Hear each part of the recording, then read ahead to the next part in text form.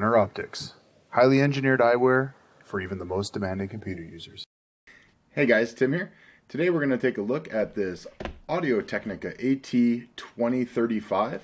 So going with this to help the old audio situation a little bit and be able to do some podcasting.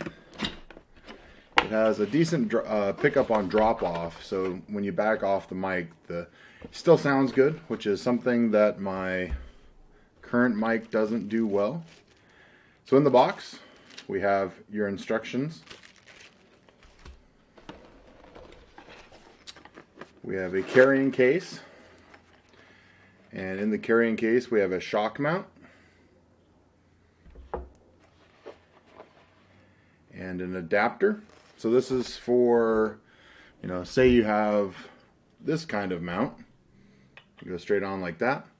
But if you have a mount like a broadcast mount where you're going to hang it from the broadcast mount, typically those have the smaller thread size. So you have the adapter here for the smaller thread size. Nice to see they included that. And then we have the microphone itself. So this is a cardioid capacitor microphone, which basically means it's good for vocals. Not as good for guitars, things like that, as some other types of microphones. But the nice thing about this is the 2020 is very popular, and this is one step up from the 2020. The nice thing here is it has a low cut, so you can decide to keep the low end bass or cut it. You can also do this in most software solutions.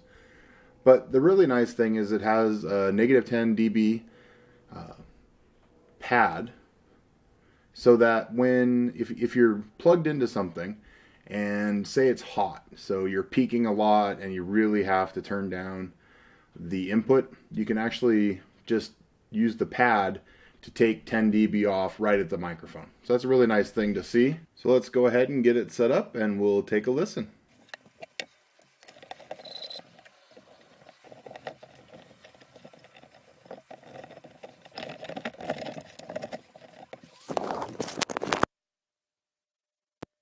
So guys, here we have it. It's pretty close, and I'm talking pretty quiet because I have the mic plugged in here in auto mode, and it's peaking pretty badly.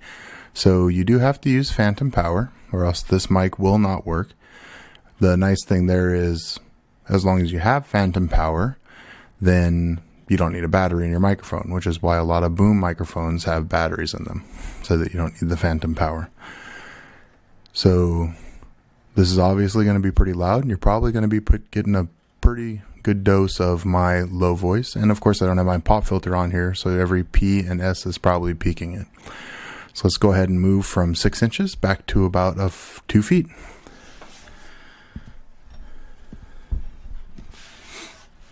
So here's about 2 feet. This is about my normal talking voice when I'm doing videos, and probably around where I'm going to keep the microphone. It will likely be off camera but angled in, but it may be on camera just depending on, I guess, the sound. The whole point here is to get better audio, and you might have to look at it, so tough. But anyways, this is 2 feet. Well, maybe 1.5 feet. Let's go to 3 feet. So here's 3 feet. I'm talking in a little bit louder voice than I just was, but it should still be in the ballpark of acceptable.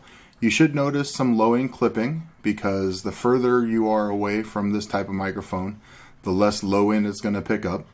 So my voice should sound a little brighter and a little less low end, but all in all, it should still sound really good. This is Tim for Timmy Tech TV. We'll see you guys next time.